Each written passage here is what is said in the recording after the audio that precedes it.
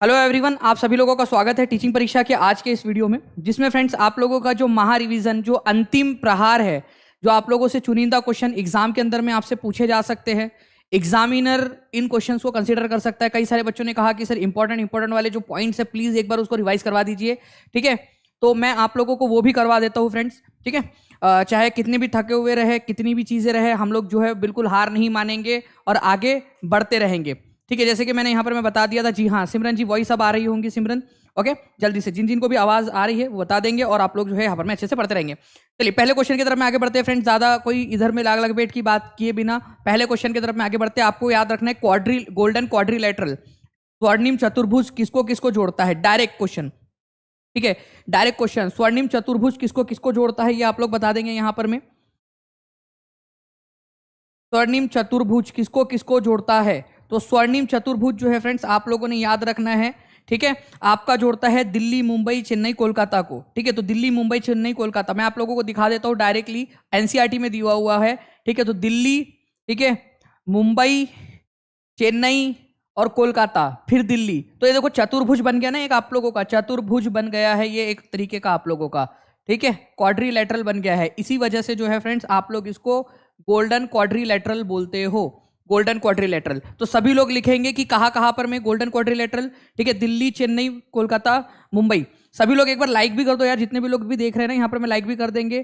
कितना क्वेश्चन निकल गया, एक पहला ही क्वेश्चन था ये, डोंट वरी। आप लोग यहाँ पर में करते रहिए। ऑल क्लियर है अभी, चलो बहुत अच्छी बात है। ये याद रहेगा आप लोगों को। देखो एनसीईआरटी के अंदर में दिया, भारत में अनेक राष्ट्रीय राज्यमार्ग और राष्ट्रीय राजमार्ग और राज्य राजमार्ग है। भारत में एक्सप्रेसवे का निर्माण भी किया जा रहा है जिससे कि फास्ट यातायात संभव हो सके। स्वर्ण चतुर्भुज महामार्ग दिल्ली मुंबई चेन्नई कोलकाता, सभी लोग लिख देंगे दिल्ली चेन्नई मुंबई कोलकाता, सभी लोग लिख देंगे एक बार कमेंट में ताकि हम लोग आगे बढ़ सके। नेक्स्ट क्वेश्चन की तरफ में हम लोग आगे बढ़ते हैं फ्रेंड्स। हमारे नेक्स्ट क्वेश्चन आप लोगों की स्क्रीन के ऊपर में ये रहा। अब मैं ये कंसेप्ट आपको बहुत अच्छे से समझाना चाहता हूँ। ये देखिए, ये क्वेश्चन था मेन, जिसकी वजह से मेरे मन में ये विचार आया कि मुझे आप लोगों को ये पढ़ाना है। ये क्वेश्चन था वो जिसके वजह से मेरे मन में विचार आया कि मैं आप लोगों को ये करवा दूं। ध्यान से देखिए आप लोगों से बोला गया है कि वह प्रक्रिया है ब्लैंक, वह प्रक्रिया है जिसके तहत किसी चीज या किसी समूह को किनारे पर धकेल दिया जाता है और उन्हें कम महत्व दिया जाता है। कौन सी चीज है वो जिसके तहत कुछ लोगों को कम महत्व दिया जाता है। तो जो कम महत्व दिया जाता है ना, वह प्रक्रिया है मार्जिनलाइजेशन, हाशियाकरण। मान लीजिए कि ये कुछ समूह के लोग हैं, कुछ लोगों को बाहर कर दिया है, दायरे से बाहर कर दिया, मतलब उन लोगों को कम महत्व दिया जा रहा है, उन लोगों की अवहेलना की जा रही है, कम इंपॉर्टेंस दिया जा रहा है, उनकी इच्छाओं का, उनकी नीड्स का ध्यान नहीं रखा जा रहा और ये लोग मस्त है कि बस अपने मजे में मौज कर रहे हैं। तो फ्रेंड्स इस तरह की जो प्रक्रिया है जिसके अंदर में कुछ लोगों को अलग थलग कर दिया जाता है, किनारे पर धकेल दिया जाता है, उसको मार्जिनलाइजेशन या हाशियाकरण कहते हैं। हाशियाकरण अच्छी चीज है या बुरी चीज है, जल्दी बताओ आप लोग। हाशियाकरण बुरी चीज है, खराब चीज है। ये इक्वेलिटी, इंक्लूसिवनेस, उसके खिलाफ जाकर बात करती है। तो याद रखना है आप लोगों ने फ्रेंड्स कि मार्जिनलाइजेशन एक ऐसी प्रक्रिया है जिसके तहत कुछ लोगों को जो है किनारे पर धकेल दिया जाता है, अलग थलग कर दिया जाता है, उनकी जो नीड है, ठीक है, उसको लेस इंपॉर्टेंस दिया जाता है, इंपॉर्टेंस नहीं दिया जाता। ठीक है, ये याद रखना है आप लोगों ने। उनकी इच्छाओं को अनदेखा किया जाता है, उनकी नीड्स को, डिजायर को इग्नोर किया जाता है, अलग थलग कर दिया जाता है। जाति के आधार पर, धर्म के आधार पर बहुत बार मार्जिनलाइजेशन होता है आपका। ठीक है, मार्जिनलाइजेशन भाषा के आधार पर भी हो सकता है। मान लीजिए कि एक स्कूल है जिसके अंदर में एक बच्चा जो है तमिलनाडु से आया है, वो तमिल थोड़ा एसेंट में बोलता है और बाकी हिंदी भाषी बच्चे हैं उसका मजाक उड़ा रहे हैं, वो बेचारा अलग थलग रहता है, कोई उससे दोस्ती नहीं कर रहा, तो कितनी खराब बात है। या मान लीजिए कि कोई मुस्लिम बच्चा है, उससे वो कोई ऐसे स्कूल में पढ़ रहा है जहां पर में ऐसे समाज के अंदर में जहां पर में एक्सेप्टेंस नहीं है, तो वहां पर में उसका मार्जिनलाइजेशन हो रहा है। या मुस्लिम कोई स्कूल है जहां पर में हिंदू या कोई एक अलग धर्म का बच्चा आया है, उसके साथ में मार्जिनलाइजेशन हो रहा है, अलग थलग।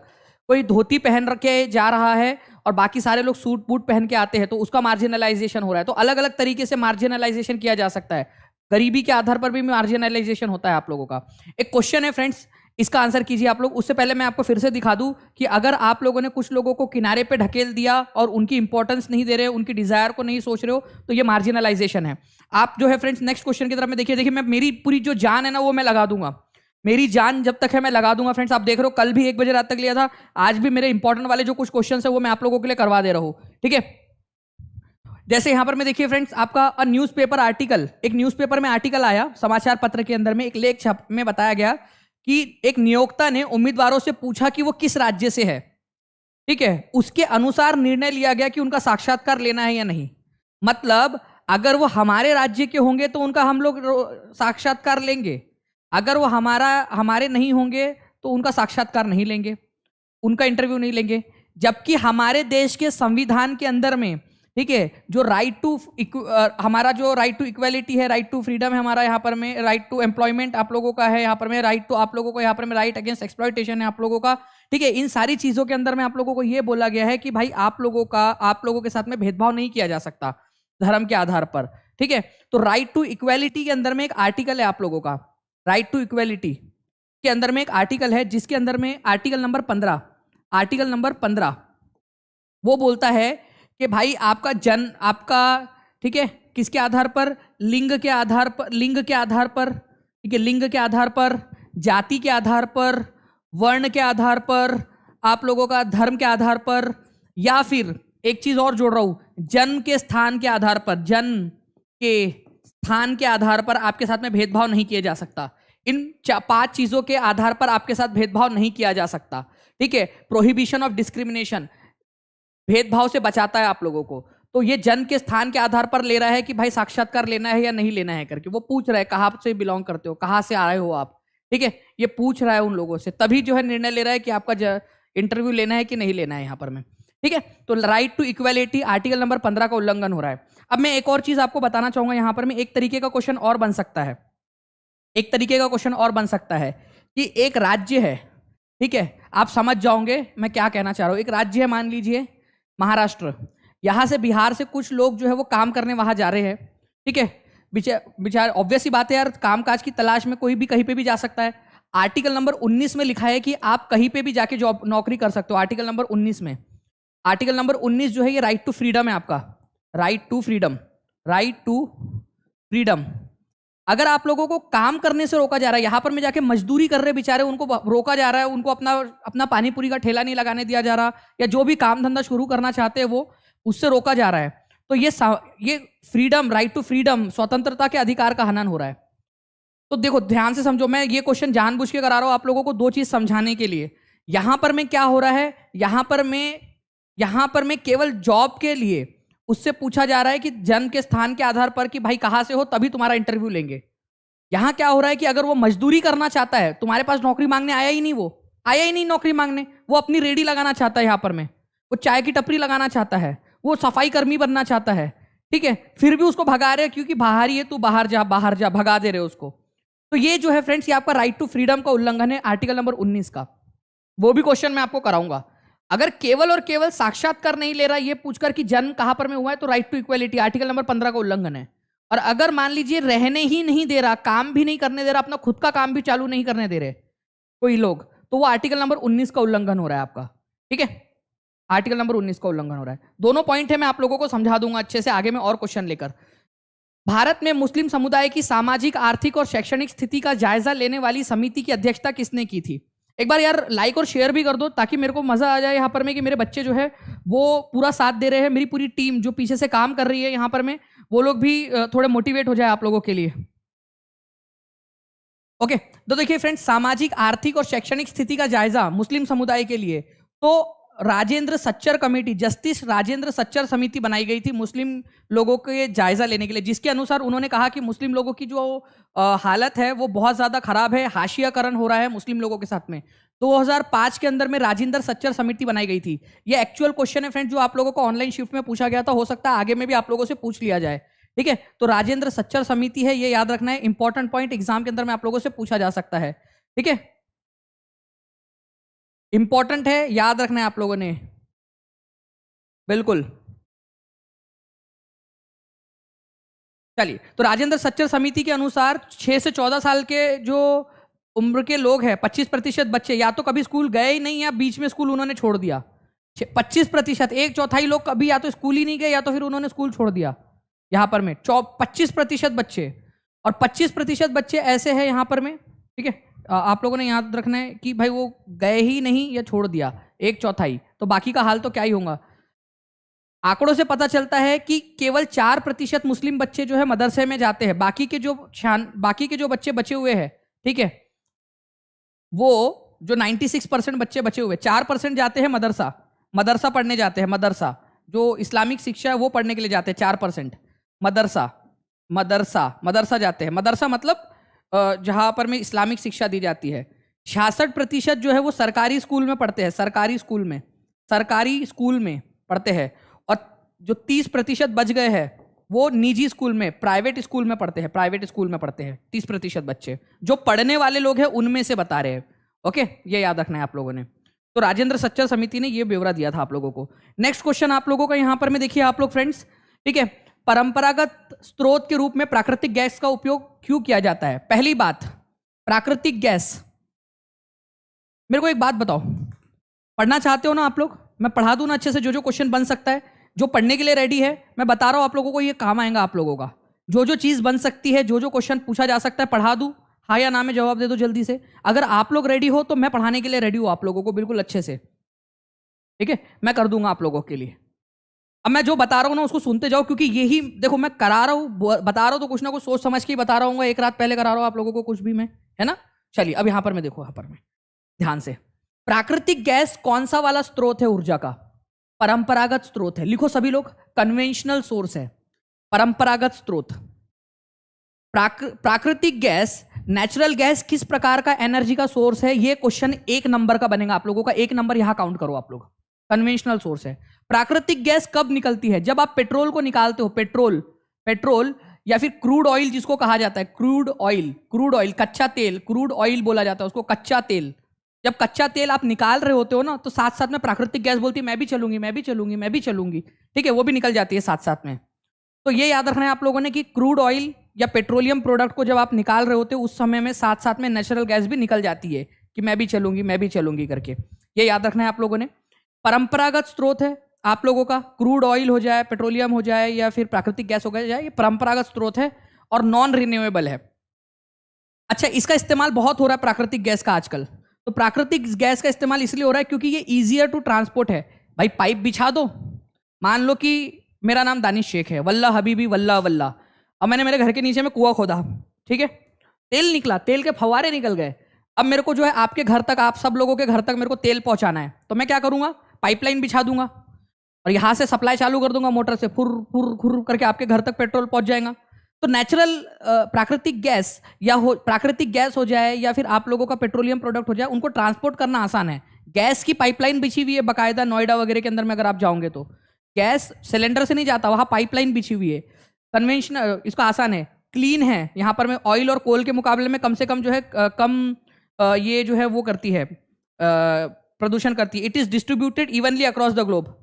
अरे वो तो मैंने मजाक में बोल दिया था कि यार तेल खोदूंगा तो सच में निकल जाएगा, सच में थोड़ी निकलेगा, इवनली डिस्ट्रीब्यूटेड नहीं है, ठीक है, कहीं कहीं पे ही मिलता है ये केवल, ठीक है। Iran, Iraq, Qatar, Saudi Arabia, वहां पर में मेनली मिलता है आप लोगों का। वो तो मैं मजाक में बोल दिया कि यहाँ मिलेगा करके, नहीं तो तुम लोग ये मत समझने का कि सच में निकल रहा करके यहाँ से। तो ये याद रखना है फ्रेंड्स आप लोगों का, ये वाला गलत है, पहले 2 सही है, तो आंसर आप लोगों को होगा A and B, B is the answer.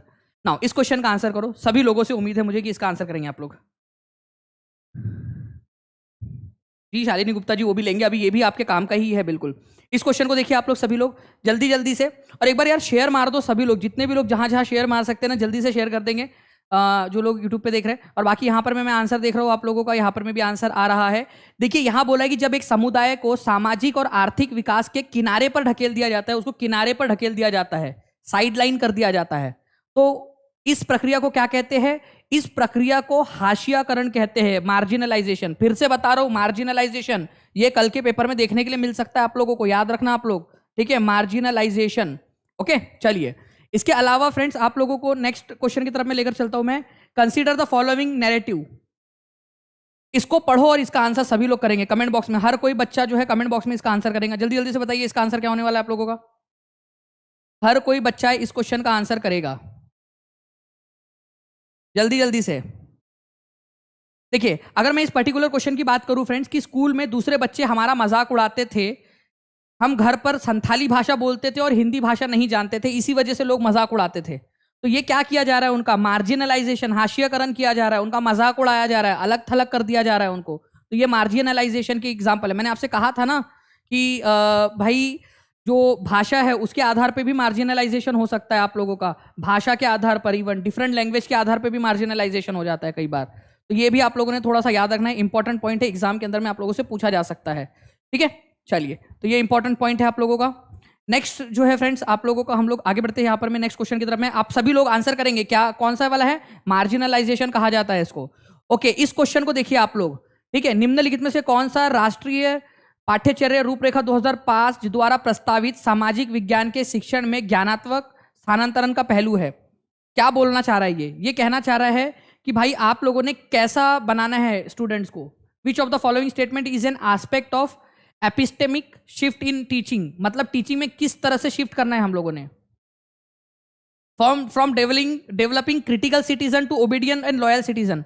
जी हाँ, जी सर, ओके मैम, आ जाऊंगा मैम, कर देंगे मैम, ठीक है ma'am, okay sir, bye sir. बस ओबीडियंट स्टूडेंट बनाना है आप लोगों ने, क्रिटिकल सोचने वाले नहीं बनाना है। भाई गलत है यार, ऐसे स्टूडेंट का क्या करेंगे आप लोग। ठीक है, ऐसे स्टूडेंट नहीं चाहिए। From British account of past to varied Indian accounts, मतलब इतिहास के ब्रिटिश वृत्तांत वर्णन से विविधतापूर्ण भारतीय वृत्तांत तक लेकर आना है उन लोगों को, ये हो सकता है। Text book as the only source of information, नहीं, पहली लाइन में गलत हो गया कि ओनली इंफॉर्मेशन नहीं है, बाहर से भी इंफॉर्मेशन मिल सकती है। ठीक है, from modern to post modern perspective, आधुनिकता से उत्तर आधुनिकतावाद तक लेकर जाना है, ये भी गलत है आप लोगों का। आधुनिकता से उत्तर आधुनिक मतलब क्या आप फ्यूचर में लेकर चले जाएंगे क्या उन लोगों को। आधुनिकता से पोस्ट मॉडर्न पर्सपेक्टिव मतलब आधुनिकता से भी आगे लेके चले जाओ उनको। अरे कैसे लेकर जाएंगे उनको। British account of the past जो है, जो ब्रिटिशर्स ने हमारा पास्ट लिखा है वो उन्होंने गलत लिखा है, अपने पर्सपेक्टिव से लिखा है। हमें क्या करना है, हमें इंडियन अकाउंट देना है उनको कि जो हमारा वाला पास्ट है, हमारा वाला जो इतिहास है वो हम लोगों को देना है। तो आंसर क्या होगा एक बार कमेंट में लिख के बता दो सभी लोग, ताकि आप लोगों को याद हो जाए हमेशा हमेशा के लिए। आंसर आप लोगों का जो है फ्रेंड सिंपल सा हो जाएगा, आपका ऑप्शन नंबर बी। ये आपका क्वेश्चन आया हुआ था एग्जाम में, इसलिए करा दिया कि हम क्या चाहते हैं। हम चाहते हैं कि जो ब्रिटिश अकाउंट है, जो ब्रिटिशर्स ने इतिहास लिखा है, उससे हम हमारे स्टूडेंट्स को इंडियन अकाउंट्स तक लेकर आए। हमें जो है लॉयल और ओबीडियंट स्टूडेंट नहीं बनाने कि जो जी हजूरी करे, हमें जो है क्रिटिकल सोचने वाले सिटीजन बनाने हैं जो दिमाग से सोच सके। ठीक है, ये याद रखना है। इसी वजह से पहला वाला गलत था आपका। डी लिखा है, डी लिखा है, हाँ तो कोई, अच्छा चलो ऐसा कर लो, इसको बी कर लो, इसको डी कर लो। ऊपर नीचे हो गया वो कोई बात नहीं, आप समझ लेना उसको। समझ गए ना आप लोग। अभी लो ए बी सी डी, ठीक है, अब सही है।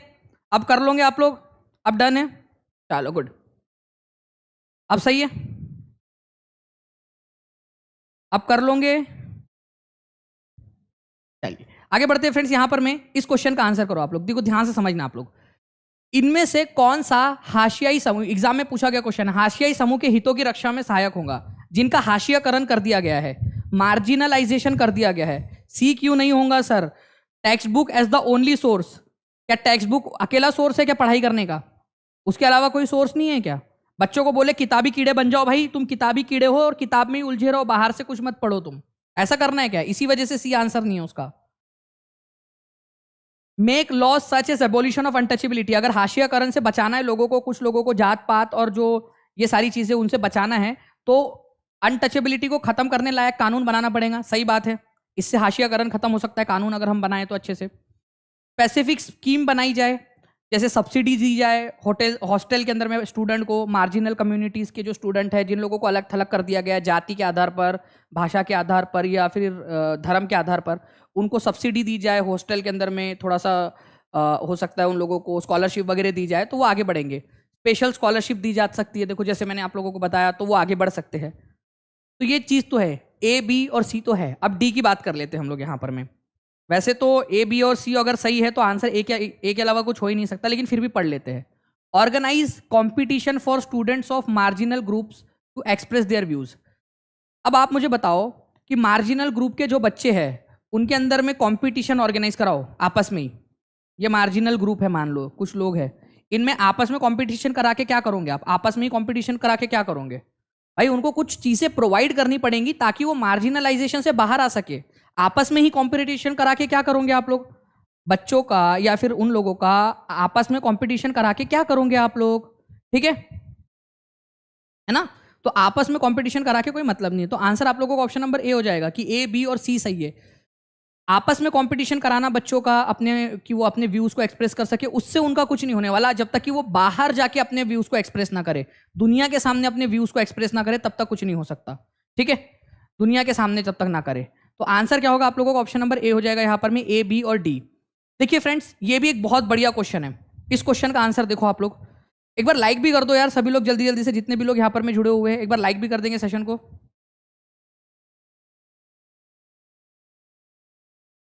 चलिए, तो देखिए friends, first generation school goers who come from marginalised community, हाशिए पर रहने वाले समुदायों से पहली बार स्कूल में प्रवेश लेने वाले विद्यार्थियों को शिक्षिका कैसे मदद कर सकती है? आप शिक्षक हो या शिक्षिका हो, मान लो आप लोगों को मदद करनी है, ठीक है, मदद करनी हो उसकी यार की, ढाढ़स बनाना हो, बहुत देरी न रस्तों पर किसी से मिलने जाना हो, हमेशा देर कर देता हूं मैं। जी हाँ, प्रीति कुशवाहा जी बोल रहे हैं हम तो लेट हो गए, तो जी हाँ जी, आप लेट हो गए हो, हमेशा देर कर देते हो आप। ठीक है, तो देखो फ्रेंड्स, यहां पर मैं अगर मैं बात करूं आप लोगों से, आज them to see private tuition after school, कि भाई चल उपचे में स्कूल में तुमको आना है ट्यूशन, प्राइवेट ट्यूशन में। बेचारा वो बोलेगा अच्छा मैडम उधर आना है, ऐसा नहीं करना आपने। Encourage them to participate in classroom activities by providing appropriate scaffolding, उसको भागीदारी देना है, बच्चों बाकी बच्चों के साथ में उसको बैठाना है आप लोगों ने। ठीक है, give them a lot of complex works, बहुत टफ काम दे दो उसको कि बेचारा भागी जाएगा। इंड्यूस फियर ऑफ फेल्यूर, उसके अंदर में फेल्यूर का डर डालो, देख नहीं पड़ेगा पछताएगा, देखते तेरे पिताजी कैसे मेहनत करते थे, रिक्शा चलाते थे, तू भी रिक्शा ही चलाएगा, फेल हो जाएगा, तो ऐसे डर पैदा कर दो उसके अंदर। ऐसा नहीं करना है, ठीक है, इंकरेज करना है उसको, पार्टिसिपेट करने के लिए इंकरेज करना है आप लोगों ने। ये है आप लोगों का, ठीक है, इस तरीके से हो सकता है आप लोगों का। चलो आगे बढ़ते हैं हम लोग फ्रेंड्स, यहां पर में हमारे नेक्स्ट क्वेश्चन की तरफ में। देखिए, संविधान के किस भाग को प्राय इसकी अंतरात्मा कहा गया है? अब ये क्वेश्चन आप लोगों ने एज पर एनसीईआरटी 8वीं कक्षा की जो पॉलिटिकल साइंस की जो बुक है आप लोगों की, सोशल एंड पॉलिटिकल साइंस की जो पुस्तक है उसके आधार पर देना है। संविधान के किस भाग को अंतरात्मा कहा गया है? अंतरात्मा कहा गया है, ठीक है।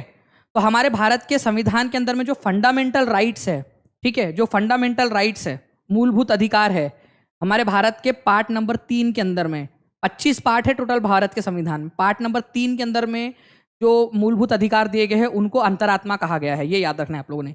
इंपॉर्टेंट क्वेश्चन एग्जाम के अंदर में पूछा गया क्वेश्चन है आपका, ये दूसरी बार आया था ये क्वेश्चन, एक बार ऑफलाइन में आया था, ये एक बार ऑनलाइन में आया था, हो सकता है आप लोगों का फिर से ऑनलाइन के अंदर में, ऑफलाइन के अंदर में पूछ लिया जाए, ठीक है। फंडामेंटल राइट्स, जो फंडामेंटल राइट्स है आप लोगों के आर्टिकल नंबर 12 से लेकर 32 तक, आपके बेसिकली 35 तक है, 35 तक, लेकिन जो मेन आर्टिकल्स है आप लोगों के वो 14 से 32 तक है, ठीक है।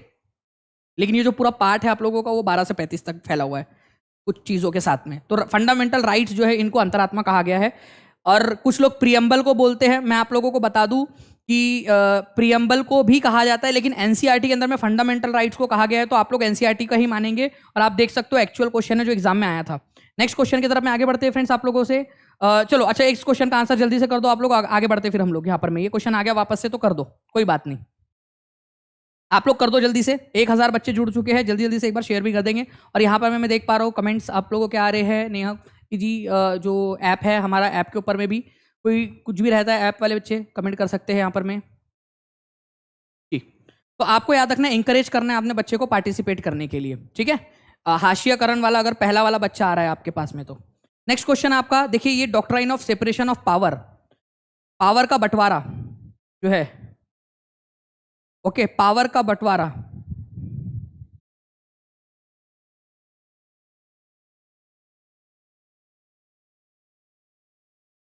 हाँ ले जा सकते हैं शिवांगी पांडे जी, ले जा सकते, लेकिन बॉल पेन होना चाहिए वो। देखिए, अगर हम लोग बात करें फ्रेंड्स यहाँ पर में इस पर्टिकुलर क्वेश्चन की, तो one organ of government should undertake the function of another, ठीक है। सरकार के एक अंग को दूसरे अंग के काम का उत्तरदायित्व भार अपने ऊपर नहीं लेना चाहिए। ऑब्वियस सी बात है, पावर सेपरेशन ऑफ पावर का मतलब क्या है कि भाई दोनों में पावर का बराबर बराबर बंटवारा हो जाए, कोई दूसरे के काम में टांग ना अड़ाए, यही तो बात है। One organ of government should not interfere with the function of another organ, सरकार के एक अंग को दूसरे अंग में काम में हस्तक्षेप नहीं करना चाहिए। तो इस क्वेश्चन का आंसर क्या हो जाएगा आप लोगों का? सिंपल सा बताइए जल्दी से, इस क्वेश्चन का आंसर क्या करोगे आप लोग अगर एग्जाम में आया ये क्वेश्चन तो आप लोगों का वापस से?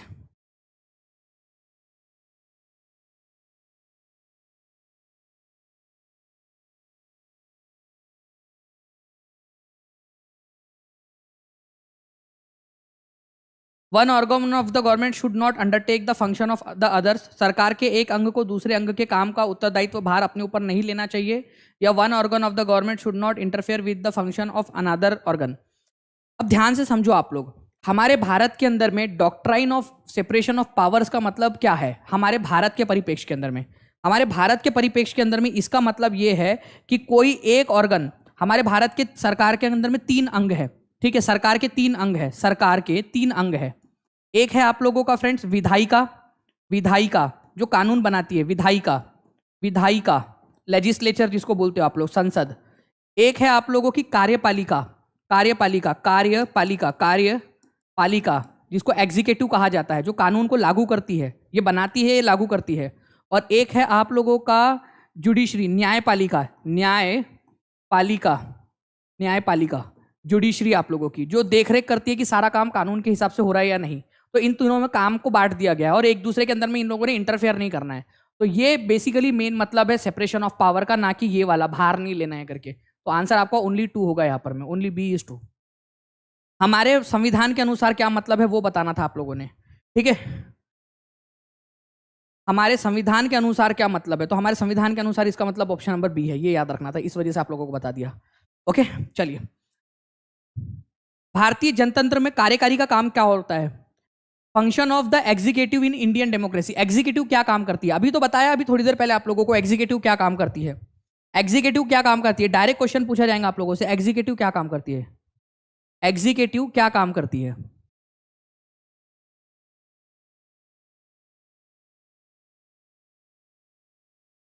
एग्जीक्यूटिव, एग्जीक्यूटिव क्या काम करती है? इंप्लीमेंट करने का काम करती है। जो कानून हमारी पार्लियामेंट ने, पार्लियामेंट मतलब लेजिस्लेचर, लेजिस्लेचर, लेजिस्लेचर, लेजिस्लेचर, ठीक है, जो विधायिका है हमारी, उसने जो कानून बनाया है, विधायिका ने, उस कानून को लागू करने का काम, इंप्लीमेंट करने का काम, लागू करने का काम कार्यकारी का होता है या कार्यपालिका का होता है। तो B is the correct answer.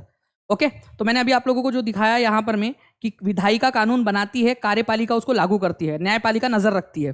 तो इस तरीके से सेपरेशन ऑफ पावर है हमारे भारत के अंदर में। देखिए हमारे भारत के अंदर में राज्यसभा के बारे में कौन सा वाला स्टेटमेंट करेक्ट है? इट सेलेक्ट्स एग्जीक्यूटिव, एग्जीक्यूटिव का सिलेक्शन करती है। जो हमारी बेसिकली यहाँ पर में बात हो रही है कि जो हमारी राज्यसभा है, आपको पता है ना हमारी संसद 2 भागों से मिलकर बनी है, 3 भाग है हमारी संसद के। हमारी संसद के कितने भाग है? 3 भाग है। एक है हमारी संसद के 3 भाग है, संसद के 3 भाग है, लोकसभा, राज्यसभा और राष्ट्रपति। राष्ट्रपति संसद का भाग है, ये लिखो सभी लोग।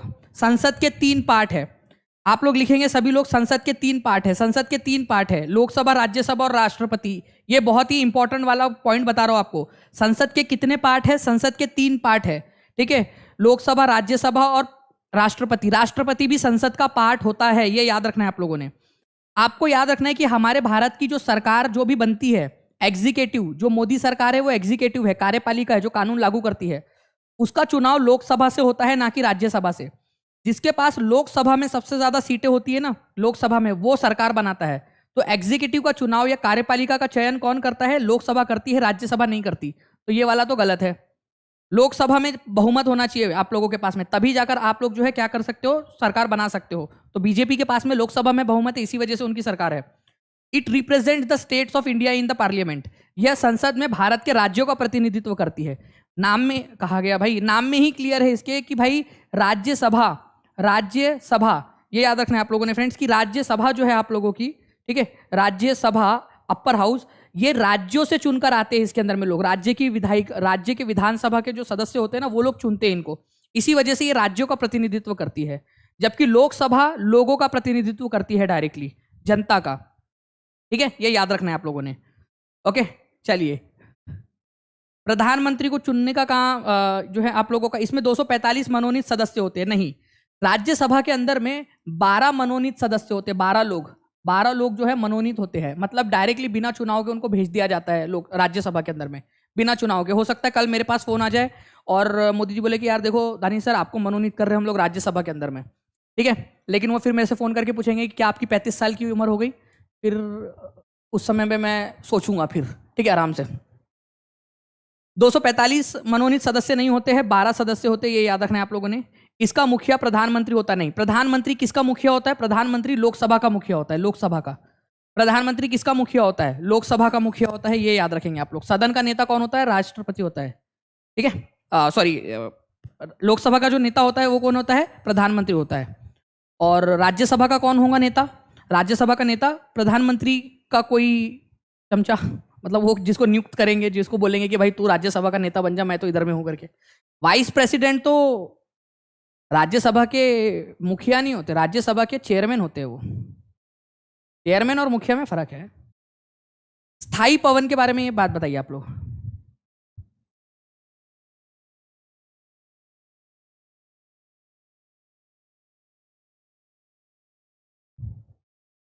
अरे मोदी जी नहीं करते, राष्ट्रपति जी करते हैं 12 को, मान लिया। रिकमेंडेशन वो लिस्ट बना के कौन भेजता? सिफारिश कौन करता है? राष्ट्रपति के द्वारा मनोनीत किए जाते हैं, माना, लेकिन केंद्र सरकार ही तो वो भेजती है लिस्ट। राष्ट्रपति अपने मनमर्जी से नहीं करते, नाम केवल राष्ट्रपति का होता है, लेकिन मनमर्जी से नहीं करते। ओके, चलिए, तो ये आप लोग थोड़ा सा याद रखेंगे। इसके अलावा फ्रेंड नेक्स्ट पॉइंट की तरफ में हम लोग आगे बढ़ते हैं यहाँ पर में, कि स्थायी पवनें क्या होती है? Permanent wind. तो देखिए फ्रेंड्स, कुछ पवनें ऐसी होती है जो परमानेंटली एक ही दिशा में चलती रहती है, जैसे ये वाली पवनें हैं आपकी, परमानेंटली हमेशा यही दिशा में चलती रहती है, ठीक है, इसी दिशा में। उसके अलावा ये वाली पवनें इसी दिशा में चलती रहती है, पछुआ पवनें बोलते हैं इसको, वेस्टर्लीज। ये है आपकी ईस्टर्ली, यही दिशा में चली रहेंगी हमेशा परमानेंटली। तो परमानेंट विंड्स जो है वो विंड्स होती है जो permanently constantly through out the year एक पर्टिकुलर डायरेक्शन में ही घूमती रहती है, वर्ष भर लगातार किसी निश्चित दिशा में चलती रहती है, परमानेंट विंड, स्थायी विंड, ठीक है। ईस्टर्ली उसका एक एग्जाम्पल है, ईस्टर्ली, ईस्टर्ली पछुआ पवन है, वेस्टर्ली, वेस्टर्ली, वेस्टर्ली, ठीक है, या पूर्वी पवन है, पछुआ पवन है, और ट्रेड विंड, व्यापारिक पवन है, ट्रेड विंड्स, ट्रेड विंड्स, व्यापारिक पवन है। ये लगातार एक ही दिशा में चलती रहती है आप लोगों की, यहाँ पर मैं आप देख सकते हो इसमें, ठीक है, लगातार लगातार वही दिशा में घूमती रहेंगी ये, ठीक है। चलिए, तो स्थायी पवनें वह पवनें होती है जो वर्ष भर लगातार निश्चित दिशा में चलती रहती है, ये याद रखना है। पश्चिमी पवनें, पूर्वी पवनें, व्यापारिक पवनें उनके एग्जाम्पल है।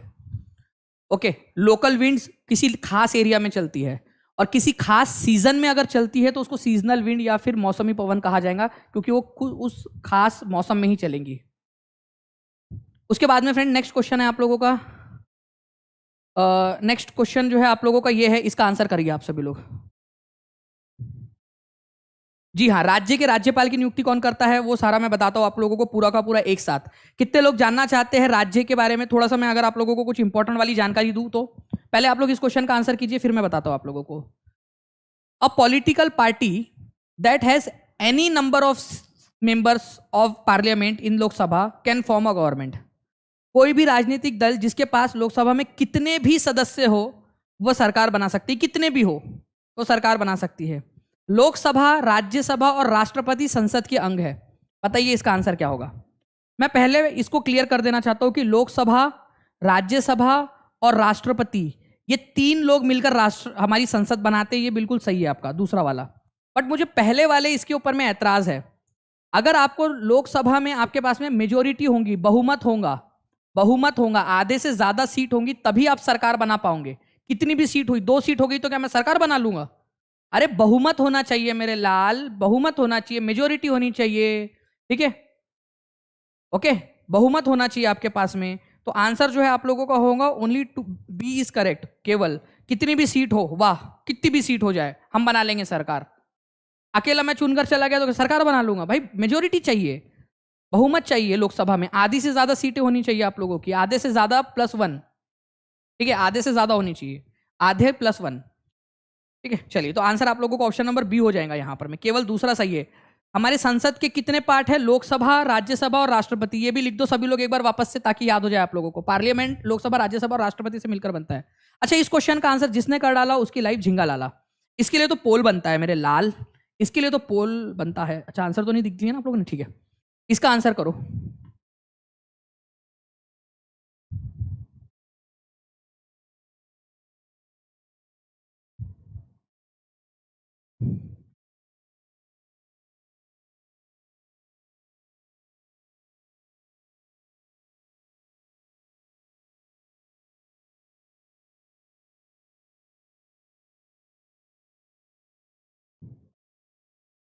चलिए, ऐप पर भी मैंने जो है यहाँ पर मैं आप लोगों के लिए पोल दे दिया है। आप लोग आंसर करेंगे पोल के ऊपर में दोनों जगह पे। ठीक है, बताइए आंसर क्या होगा इसका।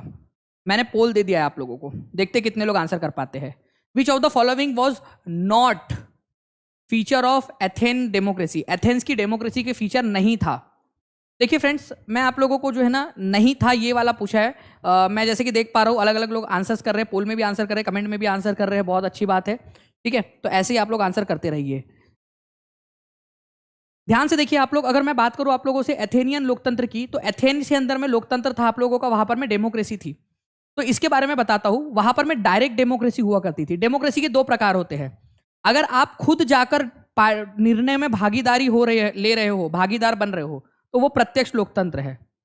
अगर आप खुद भागीदार नहीं हो और आप जो है अपने प्रतिनिधि को चुनते हो, और आपका प्रतिनिधि जाकर आपके बिहाफ में डिसीजन लेता है और सारे के सारे फैसले लेता है, उसको रिप्रेजेंटेटिव डेमोक्रेसी या फिर आप लोग उसको प्रतिनिधि लोकतंत्र या अप्रत्यक्ष लोकतंत्र कहते हो। हमारे भारत में कैसा वाला लोकतंत्र है? हमारे भारत के अंदर में ये वाला लोकतंत्र है क्या? प्रत्यक्ष वाला। मोदी जी आए थे क्या? अरे दानिश सर कहाँ हो, आ जाओ जल्दी से, संसद में फैसला लेना है, जीएसटी लागू करे कि नहीं करे। मैं बोल रहा यार मेरे बच्चों का पेपर है सर, अरे सर आ जाओ ना जल्दी से यार, बिल पास करना है। ऐसा थोड़ी होता है हमारा। ठीक है, तो डायरेक्ट डेमोक्रेसी या प्रत्यक्ष लोकतंत्र जो है फ्रेंड्स,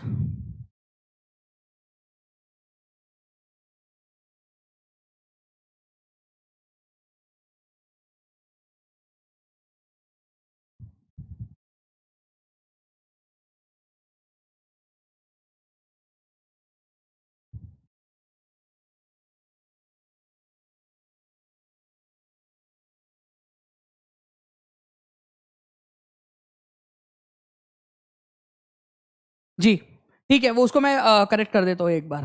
ठीक है, मैं उसको कर देता हूँ। तो देखिए यहाँ पर मैं फ्रेंड्स इनडायरेक्ट डेमोक्रेसी है, लेकिन एथेंस जो था उसके अंदर में जो है वो डायरेक्ट डेमोक्रेसी थी आप लोगों की। तो डायरेक्ट डेमोक्रेसी जो है वो करीब 2500 साल पहले वहां पर में हुआ करती थी, एथेंस के अंदर में, ग्रीस में, यूरोप के अंदर में। देखो, एथेंस में डायरेक्ट डेमोक्रेसी थी, लोग आके वहां पर में खुद पार्टिसिपेट करते थे। लेकिन आप नागरिक कब बन सकते हो? कौन कौन नागरिक था जो पार्टिसिपेट कर सकता था? आप बताना, आप में क्वालिटी है क्या? आप बन सकते हो क्या नागरिक एथेंस के?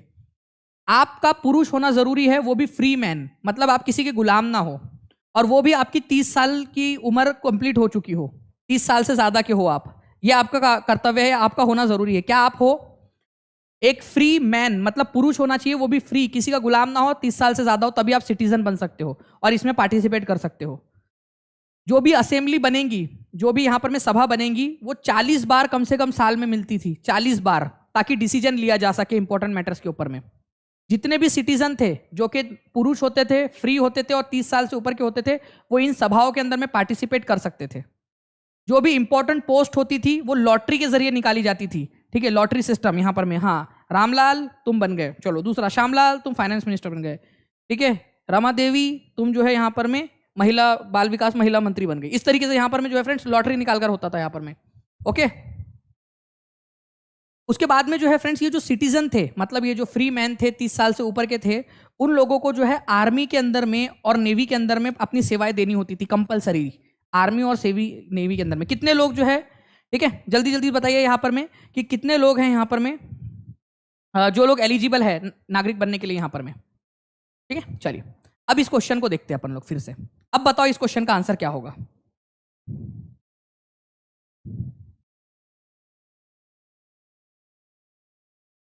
बताइए जल्दी से, आंसर क्या होगा इस क्वेश्चन का?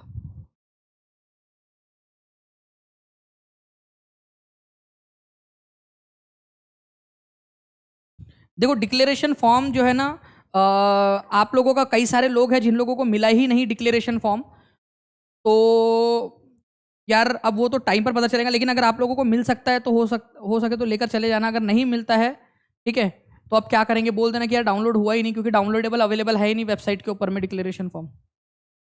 किसी किसी का डाउनलोड हुआ, किसी का नहीं हुआ। तो देखिए अब क्या होगा कि भाई जितने भी फ्री मैन और वुमेन, वुमेन नहीं थी ना अलाउड, तो इसी वजह से ये वाला गलत हो जाएगा आप लोगों का। सिंपल सी बात है, सारे ऑप्शंस पढ़ो, आप लोगों को समझ में आ जाएगा यहां पर में, ठीक है। चलिए नाउ फ्रेंड्स, एक 12 साल का बच्चा कांच ग्लास बनाने वाले कारखाने में काम करता है। 12 साल का बच्चा है, 12 साल का है मतलब 14 साल से छोटा होगा, ऑब्वियस सी बात है, 14 साल से छोटा है तभी तो 12 साल का होगा। इस स्थिति में किस मौलिक अधिकार का हनन हो रहा है उसका? तो देखिए फ्रेंड्स, हमारा जो है आपका राइट अगेंस्ट एक्सप्लॉयटेशन, इसमें 2 आर्टिकल्स है आपके। एक आर्टिकल है आर्टिकल नंबर 23, जो बोलता है कि इंसानों को खरीदा या बेचा नहीं जा सकता। इंसानों को खरीदा या बेचा नहीं जा सकता, ये बोलता है आर्टिकल नंबर 23। और आर्टिकल नंबर 24 कहता है कि छोटे बच्चे, 14 साल से छोटे बच्चों को हानिकारक जगह पे काम पर नहीं रखा जा सकता। तो 23 और 24 में ये बातें लिखी गई है कि 23 में बोला गया कि इंसान को खरीद बेच नहीं सकते आप, और जबरदस्ती काम नहीं करा सकते, और 14 साल से छोटे बच्चों को उससे काम नहीं करा सकते हानिकारक जगहों पे, ठीक है, वो 24 आर्टिकल नंबर 24 में लिखा हुआ है।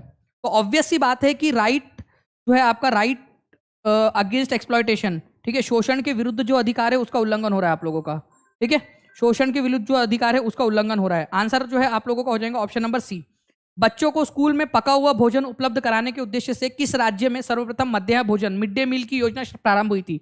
मिड डे मील सबसे पहले कहाँ स्टार्ट हुई थी? ठीक है, ओके, मिड डे मील की शुरुआत सबसे पहले कहां पर में हुई थी, ये बताएंगे आप सभी लोग जल्दी जल्दी से, देखते हैं कितने लोग इसका आंसर कर पाते हैं। चलिए एक बार लाइक एंड शेयर जरूर कर देंगे फ्रेंड इस सेशन को, जितने भी लोग देख रहे हैं, और टीचिंग परीक्षा चैनल को सब्सक्राइब जरूर कर लेना, ताकि आगे में भी आप लोगों की जितनी भी एग्जाम्स है उसके लिए आप लोगों को करेक्ट गाइडेंस मिलता रहे।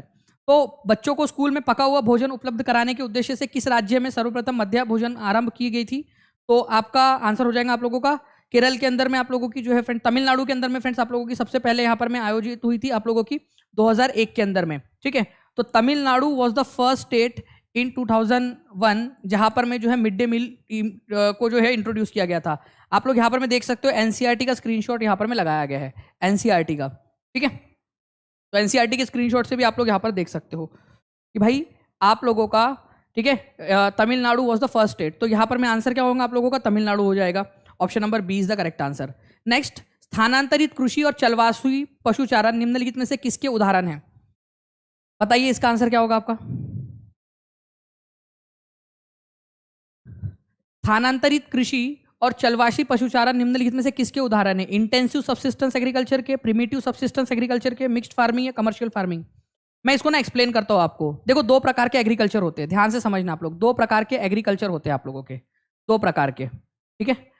एक होता है आपका सबसिस्टेंस फार्मिंग, निर्वाह कृषि, केवल आपके जीवन के निर्वाह के लिए, जिंदा रहने के लिए जो खेती की जाती है, अपने परिवार के पालन पोषण के लिए जो खेती की जाती है उसको निर्वाह कृषि बोलते हैं।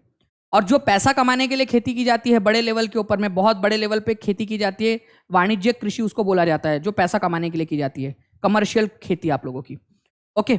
अब ये जो सबसिस्टेंस फार्मिंग है, हमारे भारत में ज्यादातर जो छोटे किसान है वो यही करते होंगे। तो सबसिस्टेंस फार्मिंग के भी 2 प्रकार होते हैं। एक होता है इंटेंसिव सबसिस्टेंस फार्मिंग, गहन निर्वाह कृषि। देखो इसके नाम में है निर्वाह के लिए, जीवन निर्वाह के लिए, ठीक है, जीवन निर्वाह करने के लिए खेती की जाती है, इसी वजह से इसको निर्वाह खेती बोलते हैं आप लोग। सबसिस्टेंस फार्मिंग या निर्वाह खेती के 2 प्रकार है, इंटेंसिव फार्मिंग, ठीक है, गहन निर्वाह के कृषि, और आदिम निर्वाह कृषि। अगर आप लोग खेत में खेती करते हो, ठीक है, एक छोटा सा प्लॉट है आपका, ठीक है, छोटा सा खेत है और उसमें आप खेती करते हो एक ही जगह पे, तो उसको इंटेंसिव कृषि, इंटेंसिव सबसिस्टेंस फार्मिंग या गहन निर्वाह कृषि बोला जाता है।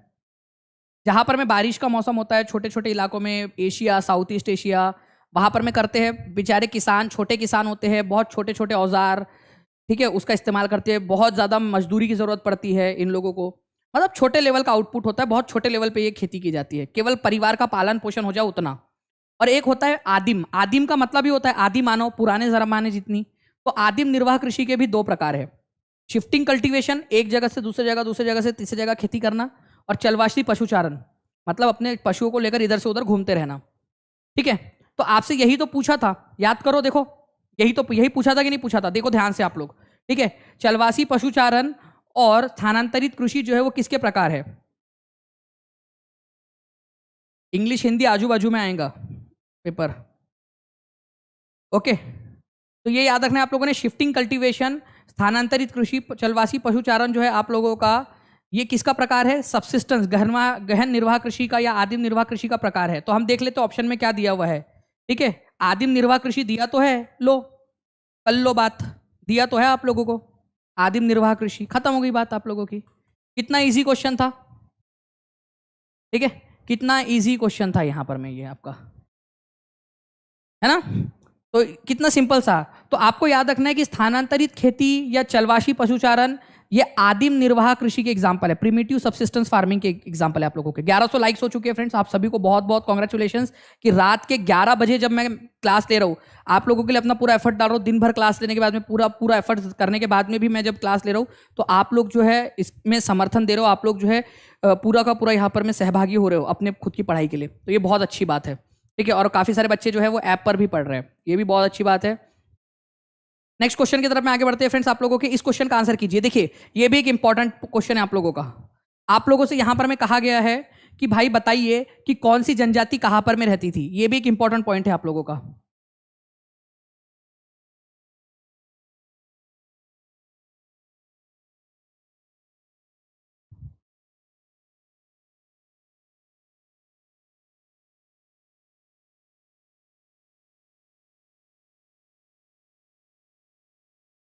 आप हमारे लिए इतना कर रहे हैं सर जी, बिल्कुल, बस आप मेरे हो ना, तो आप लोग मेरे हो, तो आप मेरे हो, तो आपके लिए कर रहा हूँ, मेरे लिए करो, एक ही बात है, आप मेरे ही हो ना, सब लोग बच्चे मेरे ही बच्चे।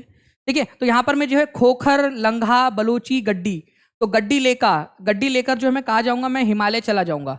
जब भी मेरे को गड्डी मिलेंगी ना तो मैं हिमालय चला जाऊँगा।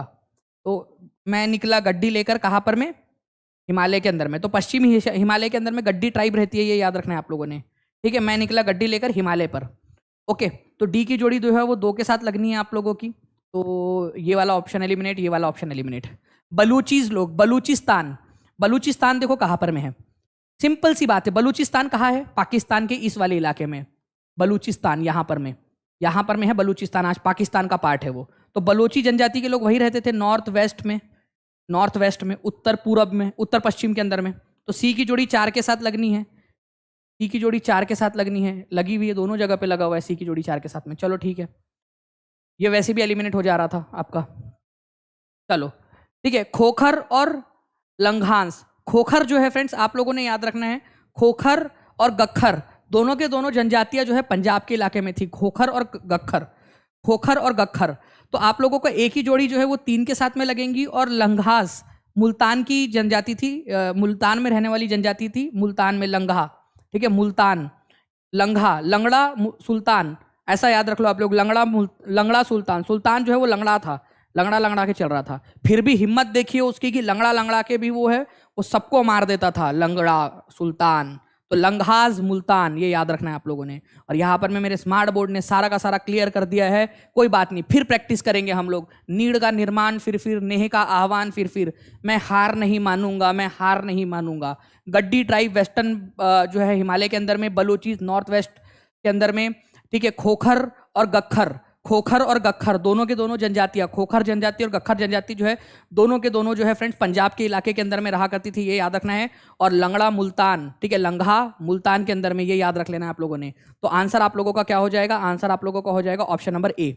सभी लोग कमेंट में एक एक लिख दो यहाँ पर में, सभी के सभी लोग, ताकि याद हो जाए आप लोगों को। तो खोखर ट्राइब और गक्खर ट्राइब दोनों के दोनों पंजाब के इलाके में थी। पहले खोखर ट्राइब थी पंजाब के इलाके में, फिर गक्खर ट्राइब ने क्या किया, खोखर ट्राइब को हटा दिया, वहां से भगा दिया, और गक्खर ट्राइब ने वहां कब्जा कर लिया। गक्खर ट्राइब के नेता थे कमाल खान गक्खर, वो इतने पावरफुल थे अकबर के समय में कि अकबर ने उनको अपना मनसबदार बनाया था, अपना नोबल, ठीक है, मनसबदार नियुक्त किया था उनको। ठीक है, तो खोखर जनजाति थी पहले दिल्ली सल्तनत के समय में, फिर दिल्ली सल्तनत जैसे खत्म हुई, खोखर जनजाति वीक हो गई और गक्खर जनजाति जो है वहां पर में बन गई, उभर कर सामने आई। ये याद रखना है आप लोगों ने। तो इंपॉर्टेंट पॉइंट था, आप लोगों ने कर लिया इसका आंसर। ठीक है, आंसर इसका हो जाएगा आपका ऑप्शन नंबर ए। ठीक है, लंघा जनजाति और अर्गुन जनजाति, लंघा और अर्गुन, ठीक है, लंगड़ा अर्गुन, ठीक है, लंगड़ा अर्गुन जो है वो मुल्तान का और सिंध का क्या था, ठीक है, सुल्तान था, ऐसा याद रख लेना। बलूची जो है वो आप लोगों को बता दिया मैंने, वेस्टर्न हिमालय के अंदर में गड्डी ट्राइब, और नॉर्थ ईस्ट इंडिया में नागा और अहोम, नागा जनजाति और अहोम जनजाति नॉर्थ ईस्ट इंडिया में, नागा और अहोम जनजाति नॉर्थ ईस्ट इंडिया में, ये याद रखेंगे आप सभी लोग, नॉर्थ ईस्ट इंडिया में नागा, ठीक है, नॉर्थ ईस्ट इंडिया में, और अहोम जनजाति भी नॉर्थ ईस्ट इंडिया में। मैं लास्ट में फिर से एक क्वेश्चन आप लोगों को लेकर आप लोगों को करवा दूंगा। व्यापारी और बुनकरों के बीच की व्यवस्था जहां व्यापारी बुनकरों को कच्चा माल देता है और उनसे तैयार माल प्राप्त करता है, क्या कहलाती है? बड़ी बढ़िया क्वेश्चन है, इसको इंपॉर्टेंट मार्क करो सभी लोग, वेरी इंपॉर्टेंट क्वेश्चन, इसको सभी लोग इंपॉर्टेंट मार्क करेंगे सभी लोग। क्या बात है, रुक्मिनी ने लिख दिया है, माला भास्कर ने लिख दिया है, खोखर, रुक्मिनी, सभी लोग बढ़िया है। यहाँ पर पेड़ वाले बच्चे भी बहुत अच्छे से लिख रहे हैं यहाँ पर में।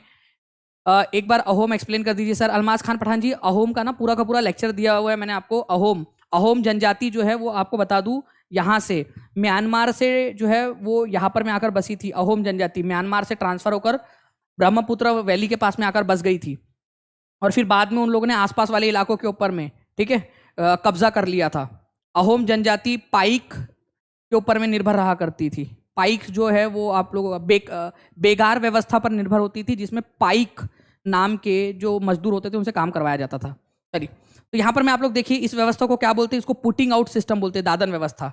इसमें क्या होता है समझ लीजिए, मैं एक जो है मान लो कि बहुत बड़ी कपड़े की मिल का मालिक हूँ, ठीक है। अब मैंने क्या किया, कपास खरीदा। अब इतने सारे कपास को कपड़े में कन्वर्ट करना है, तो मैं क्या करूंगा, कपास खरीदूंगा, जाऊंगा बुनकर लोगों के पास में और उनको बोलूंगा लो मैं तुमको रॉ मटेरियल दे रहा हूं, तुम क्या करो, इसको इसके कपड़ा बना दो, धागा बना दो और मेरे को दो वापस, मैं इसके बदले में तुमको पैसे दे दूंगा। इसको दादन व्यवस्था बोला जाता है। एक दूसरा एग्जाम्पल लेते हैं दादन व्यवस्था का आप लोगों का। आम का अचार तो सभी लोग खाते ना, खाते कि नहीं खाते आप लोग आम का अचार? मान लो मैं आम का अचार का बहुत बड़ा मालिक हूं, आम के अचार की कंपनी का, दानिश आम का अचार, ठीक है, एक बार खाइए खाते ही रह जाइए, बिरयानी छोड़ दोगे, आम के अचार की बोतल खा जाओगे, दानिश आम का अचार, ठीक है। तो अचार, बहुत बड़ी अचार की कंपनी है हमारी, जिसमें हम लोग जो है क्या करते हैं, ओके, सिर्फ अचार बनाते हैं। और हमारा अचार ऐसा है कि अगर मान लीजिए कि अचार थोड़ा सा रखा हुआ और बड़ी बहुत सारा बिरयानी और बहुत सारा खाना रखा हो, लोग अचार से पेट भर लेते, इतना अच्छा अचार बनाते हैं हम लोग। अब मैंने बहुत सारे आम खरीद के लाए और मैंने आप लोगों को, आप लोग आम का अचार बनाने वाले लोगों को, कारीगर हो, मैंने आप लोगों को दे दिया लाकर कि लो आम लो, इसका अचार बनाओ, ठीक है, और मुझे दे दो वापस, उसके बदले में मैं तुमको थोड़े थोड़े से पैसे दे दूंगा। इसको भी आप दादन व्यवस्था बोलोगे। तो जो व्यवस्था जिसमें एक जो है व्यापारी कच्चा माल प्रोवाइड करता है और जो है फाइनल प्रोडक्ट ले लेता है और बीच में जो भी पैसा बनता है वो दे देता है, उसको पुटिंग आउट सिस्टम या दादन व्यवस्था कहा जाता है, ठीक है। इसके बाद एक और एग्जांपल एनसीईआरटी के अंदर में दिया हुआ है, बीड़ी बनाने वाला, बीड़ी जलैले जिगर से पिया, बीड़ी पता है ना आपको, मतलब गाना नहीं सुना रहा हूँ आपको, बता रहा हूँ कि बीड़ी याद आ जाए आप लोगों को, बीड़ी वो वाला। देखिए यहाँ पर में जो है फ्रेंड्स, अगर हम लोग बात करें हम लोग बीड़ी की, तो बीड़ी का मान लीजिए वो जो पत्ता होता है बीड़ी का पत्ता, ठीक है, और तंबाकू, वो मैं आप लोगों को दे दूँ, बोलूँ कि खाली पीली तो बैठे हो यार, ठीक है, खाली पीली तो बैठे हो, एक काम करो, उसको ऐसा रोल आउट करके उसमें टोबैको भर के मुझे वापस कर दो, ठीक है। यहाँ पर मैं हम लोगों को बीड़ी बना के बेचनी है, तो आप लोगों को याद रखना है आप लोगों ने कि वो ये भी दादन व्यवस्था ही हो गई। मैंने आपको रॉ मटेरियल दिया और आपसे फिनिश प्रोडक्ट ले लिया। एनसीईआरटी में एग्जाम्पल दिया भाई, मैंने अपने मन से नहीं दिया ये, ठीक है, ये बीड़ी वाला। भारतीय संविधान की प्रस्तावना सभी नागरिकों को किन 2 प्रकार की समानता सुनिश्चित करती है? Very very very important question. हम भारत के लोग भारत को एक संपूर्ण प्रभुत्व संपन्न समाजवादी धर्मनिरपेक्ष लोकतंत्रात्मक गणराज्य बनाने के लिए तथा उसके समस्त नागरिकों को सामाजिक, आर्थिक और राजनीतिक न्याय, विचार अभिव्यक्ति, ठीक है, और यहाँ पर मैं अवसर, प्रतिष्ठा और अवसर की समता प्राप्त कराने के लिए, तो प्रतिष्ठा और अवसर की समता, इसको तो याद ही कर लो आप लोग, ठीक है। मुकेश कुमार को यहाँ से चलता कर देते अपन लोग, उनको इतने अच्छे से इतना प्रीमियम वाला कंटेंट जो है वो कर रहे हैं और वो अपने सर को सिखाएंगे, ठीक है। चलिए, तो आंसर क्या हो जाएगा फ्रेंड्स आप लोगों का यहाँ पर में कि हमारे भारत की प्रस्तावना में 2 प्रकार की समानता की बात की गई है कि हम भारत के लोग भारत को एक संपूर्ण प्रभुत्व संपन्न, उसमें प्रतिष्ठा और अवसर की समता हम देंगे, समानता, इक्वेलिटी, सबको प्रतिष्ठा स्थापित करने का मौका देंगे और सबको समान अवसर प्रदान करेंगे, सबको समान अवसर देंगे, ठीक है। तो आपको याद रखना है कि स्टेटस की इक्वेलिटी है, सब अपना स्टेटस बढ़ा सकते हैं और जो सब है सभी को समान अपॉर्चुनिटी देंगे हर क्षेत्र के अंदर में, तो ये वाली बात की गई है आप लोगों की। तो आंसर आप लोगों का क्या हो जाएगा फ्रेंड्स, ऑप्शन नंबर 1 हो जाएगा। सभी लोग लिख दो यहाँ पर में, इक्वेलिटी लिखो और उसके सामने लिखो स्टेटस और अपॉर्चुनिटी की इक्वेलिटी दी गई है। अपॉर्चुनिटी, स्टेटस की, प्रतिष्ठा की और अपॉर्चुनिटी की इक्वेलिटी दी गई है। ये बहुत ही इंपॉर्टेंट है, याद रखना है। बहुत बार ये क्वेश्चन आ चुका है आप लोगों को, और ये 3/2/2023 को भी आया हुआ था क्वेश्चन आपका। नेक्स्ट क्वेश्चन की तरफ में आगे बढ़ते हैं फ्रेंड्स। आप लोगों को बताना है यहाँ पर में, ठीक है, कि अमेजॉन बेसिन के बारे में कौन सा वाला कथन सही है। नील नदी यहां से होकर बहती है। अच्छा, नील नदी जो है वो यहां से होकर बहती है बोल रहा है।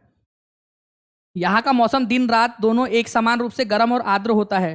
रात के समय तापमान थोड़ा कम हो जाता है लेकिन आर्द्रता वैसी ही बनी रहती है। तो अमेजॉन बेसिन के बारे में बात हो रही है। सबसे पहली बात, ये हमारी दुनिया है, ठीक है, ये हमारा भारत है, या मान लो यहाँ पर में, बहुत ज़्यादा दूर हो गया इधर में, यहाँ पर में हमारा भारत है, ठीक है, यहाँ पर में नॉर्थ अमेरिका है, यहाँ पर में साउथ अमेरिका है, और यहाँ पर में अफ्रीका है आपका।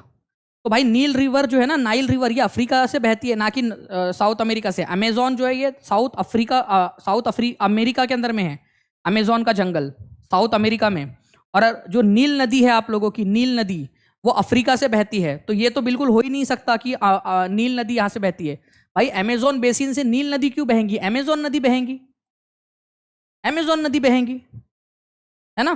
तो अमेजॉन नदी बहती है वहां से। तो ए तो आपका गलत है, जहां जहां ए है उसको काट दो। यहां पर मैं एक जगह पे ए दिया हुआ था, उसको काट दो आप लोग। अब बात आती है फ्रेंड्स आपके बाकी के पॉइंट्स की। तो देखो अमेजॉन रिवर बेसिन, यहां से अमेजॉन नदी बहती है, ये याद रखना है आप लोगों ने। ये दुनिया का सबसे बड़ा रिवर बेसिन है। रिवर बेसिन का मतलब होता है नदी और उसकी सहायक नदियों के द्वारा घेरा गया एरिया। बेसिन का मतलब क्या होता है? रिवर बेसिन का मतलब वो नदी और उसके द्वारा, उसकी सहायक नदियों के द्वारा घेरा गया एरिया। तो अमेजॉन रिवर बेसिन जो है दुनिया का सबसे बड़ा रिवर बेसिन है, लार्जेस्ट रिवर बेसिन है, ये याद रखेंगे आप सभी लोग। लार्जेस्ट रिवर बेसिन है आप लोगों का, ठीक है, ये याद रखना है आप लोगों ने। दुनिया की सबसे बड़ा रिवर बेसिन, ठीक है, नदी बेसिन या नदी तंत्र आप लोगों का। अब यहां पर मैं देखिए, यहां से आप लोगों का जो है वो इक्वेटर जाती है। तो ऑब्वियस ही बात है, इक्वेटर के पास में है ये जगह आप लोगों की, है ना। इक्वेटर से 10 डिग्री नॉर्थ और 10 डिग्री साउथ के बीच में है यहाँ पर में ये। तो भूमध्य क्षेत्र के पास में है, भूमध्य रेखा के पास में है। तो यहाँ पर में क्या होता है फ्रेंड्स, आप लोगों का यहाँ का जो मौसम होता है ना आप लोगों का, बहुत ज़्यादा हॉट और वेट होता है। क्योंकि बारिश, आपको पता होना चाहिए कि इक्वेटर के पास में बारिश बहुत ज़्यादा होती है। ओके, डे और नाइट यहाँ पर में इक्वली हॉट और ह्यूमिड रहते हैं। दिन में भी गर्मी रहती है, रात में भी गर्मी रहती है। कभी रात में बारिश हो जाती है, कभी दिन में बारिश हो जाती है, चलता रहता है यहाँ पर में। लगभग हर दिन यहाँ बारिश होती है। It rains almost every day Amazon basin के अंदर में। इसी वजह से तो यहाँ पर में इतने घने जंगल है, इसी वजह से तो इतने घने जंगल है यहाँ पर में अमेजॉन बेसिन के अंदर में। ओके, चलिए देखो, मैंने आप लोगों को फ्रेंड्स पूरा प्रीमियम वाला कंटेंट अच्छे से अवेलेबल करवा के दिया आप लोगों को। एक बार आप लोगों का लाइक और शेयर तो बनता ही है, सभी लोगों का, जितने भी लोग देख रहे हैं यहाँ पर में, ठीक है। सभी जल्दी से यहाँ पर में लाइक और शेयर करते रहेंगे। 1300 से ज़्यादा लाइक्स हो चुके हैं और 1400 के करीब लोग जुड़े हुए हैं यहाँ पर में। चैनल को सब्सक्राइब भी कर लेंगे। और कल आप लोगों का सबसे फास्ट, सबसे तेज और सबसे सटीक आंसर की आप लोगों की डिस्कस की जाएंगी टीचिंग परीक्षा के ऊपर में। तो तुरंत एग्जाम के बाद में जब आप आ जाओ तो आप लोग यहाँ पर में जुड़ सकते हो, ठीक है। तो ये थोड़ा सा याद रखना है। इस क्वेश्चन को देख लो एक बार वापस से। अमेजॉन रिवर बहती है, दिन और रात ऑलमोस्ट इक्वली हॉट और ह्यूमिड होता है यहाँ पर में, मतलब गर्म होता है, और ह्यूमिड मतलब कि बारिश उरिश होती है। At night the temperature goes down but humidity remains the same. नहीं भाई, ठीक है, ह्यूमिडिटी भी रहती है वहां पर में रात में भी। तो आंसर क्या होगा? Only B is true. केवल बी सही है यहाँ पर में, ठीक है, केवल और केवल बी सही है, only B is true answer यहाँ पर में। क्यों सही है? क्योंकि नाइट में टेम्परेचर जो है वो डाउन नहीं होता आप लोगों का, रात में भी टेम्परेचर रहता है और ह्यूमिडिटी भी रहती है रात में। रात में ह्यूमिडिटी और टेम्परेचर दोनों बने रहते हैं अमेजॉन के इलाके के अंदर में, इस इलाके के अंदर में। रात में भी गर्मी रहती है और चिपचिपापन रहता है, बारिश होती रहती है, ठीक है। Both day and nights are equally hot and humid. रात में ठंडी होती ही नहीं आप लोगों की, ठीक है। चलिए, प्रेरी घास के मैदान जो है आप लोगों के, प्रेरी घास का मैदान कहाँ पाया जाता है आपका? प्रेरी नाम का घास का मैदान कहाँ पर में पाया जाता है?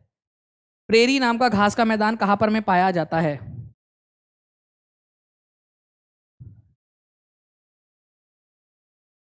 कोई नहीं, वो उसको अपडेट कर लेना आप उसमें, वहां पर में उसमें अपडेट कर लेना आप आंसर के अंदर में, जो नीचे लिखा था उसमें अपडेट कर लेना, ठीक है। यहाँ पर में देखिए आप लोग, प्रेरीज नाम का जो घास का मैदान है आप लोगों का, प्रेरी नाम का घास का मैदान कहाँ पर में पाया जाता है? तो ये नॉर्थ अमेरिका में पाया जाता है। और ये किस प्रकार का घास का मैदान है? ट्रॉपिकल घास का मैदान है। ट्रॉपिकल नहीं, टेम्परेट घास का मैदान है। टेम्परेट मतलब शीतोष्ण घास का मैदान, ठीक है। तो ये भी आप लोग याद रखोगे, शीतोष्ण घास का मैदान आप लोगों का इंपॉर्टेंट पॉइंट है, ठीक है। तो अर्जेंटीना के अंदर में पंपास नाम के घास का मैदान कल पढ़ाया था, नॉर्थ अमेरिका में प्रेरीज, साउथ अफ्रीका में वेल्ड, सेंट्रल एशिया मध्य एशिया के अंदर में स्टेपी और ऑस्ट्रेलिया में डाउन। ये बहुत